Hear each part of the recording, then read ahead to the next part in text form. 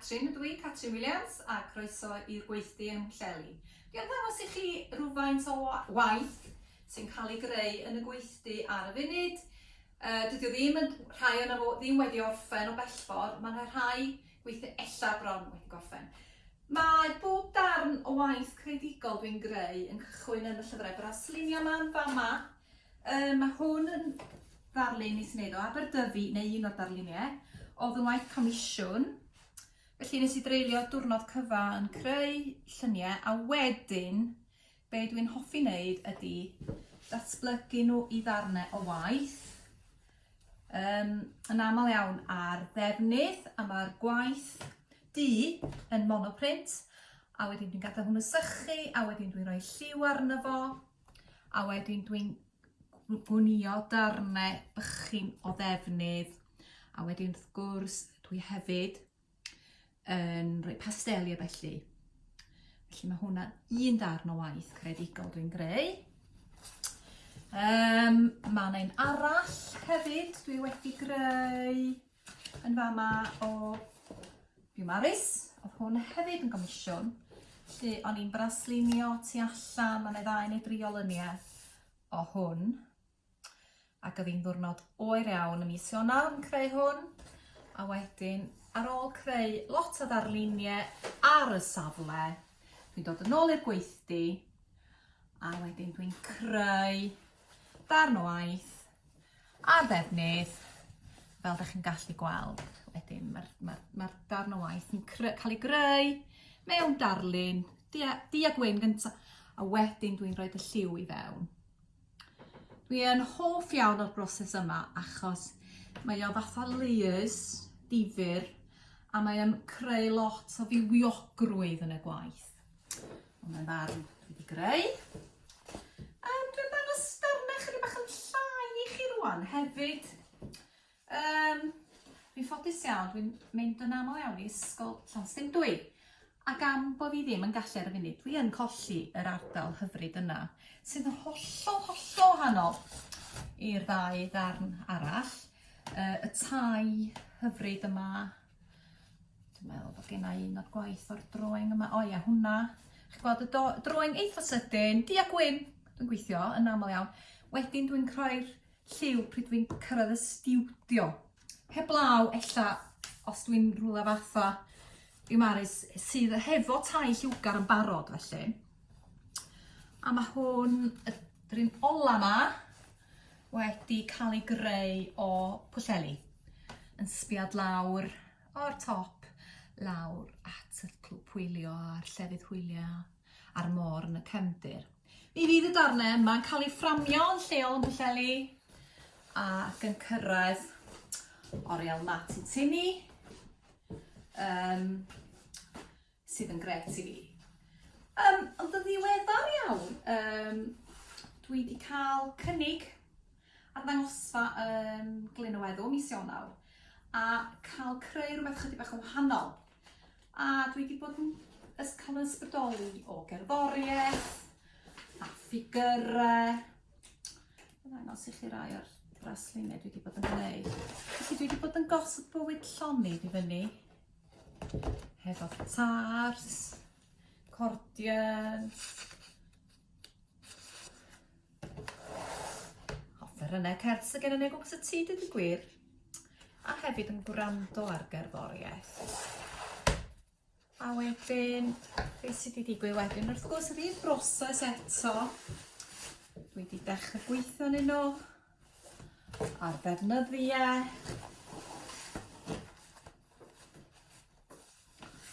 A wedyn, mi fydd rhain yn cael ei fframio eto wrth gwrs.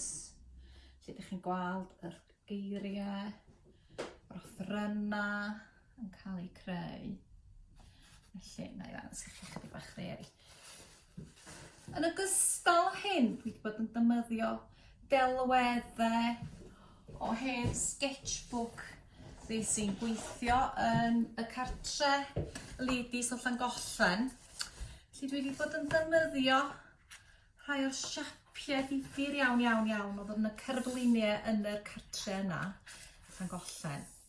A hefyd yn defnyddio symboliaeth mwy unwaith hefyd. A da ni'n mynd yn ôl i ddarnau waith eto'n ymwneud a'r cerddoriaeth. Da chi'n gweld y Fidio yn fama, a siapiau y wedi'i Gymraeg. Felly mae symboliaeth a ffyrnau a o math o siapiau yn dod i fewn i'r gwaith. Dyma un arall o'r gwaith dwi wedi bod yn creu yn ddiweddar. Y symboliaeth o'r ddynes feichiog. Hefyd, mae gennau, lla'n anodwch, mae gennau ddarnau tebyg iawn i hynna. Sy'n hoffi ddangos i chi.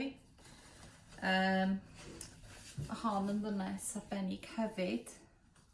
Y symboliaeth, y cerfluniau. Hefyd, mae'r nodau clustia defyd yn dod i fewn. A'r garthen Gymraeg yn dod i fewn. Ac oedd hwn yn ddarn o waith. Oedd y cerflun yma yn yr cartre yn Llangollen. Felly oedd y cerfluniau yma wedi dod o wahanol rannau o Gymru, o eglwysi. Felly oedden nhw'n andros o ddifyr. Felly dwi wedi ail atgyfodi rhai o'r siapiau yma. Dwi'n gorffen efo'r darn yma waith i chi gael gweld hefyd. A mae'r cerflun yma yn perthyn i Mary Wells. A mae'n atgoffa fi o symboliaeth a chwedloniaeth.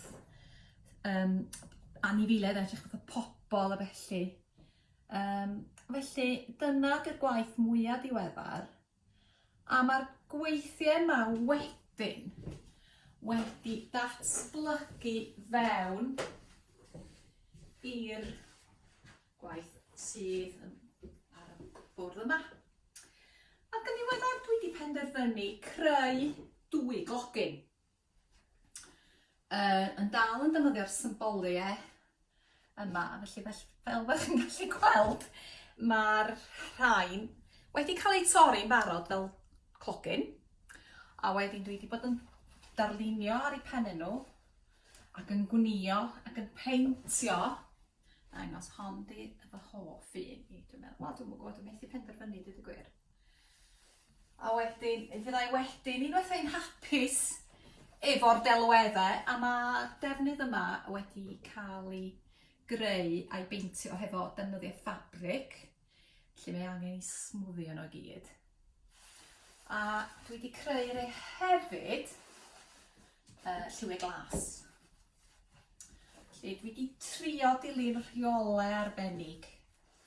A wedyn mae gennych chi'r dreigiau, mae gennych chi'r symboliaeth o'r blodau. Gallai hein fod yn stori a chwedloniaeth. Sgenna ni.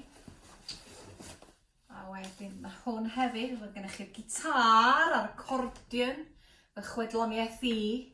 A wedyn mae gennych chi'r dreigiau sydd yn dod i'r gwaith.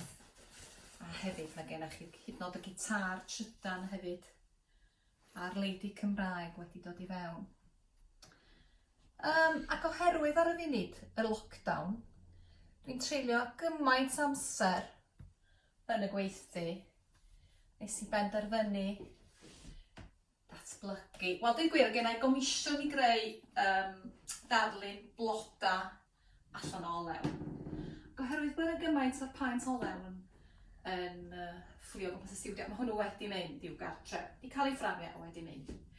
Nes i benderfynu gweithio ar raddfa lot mwy.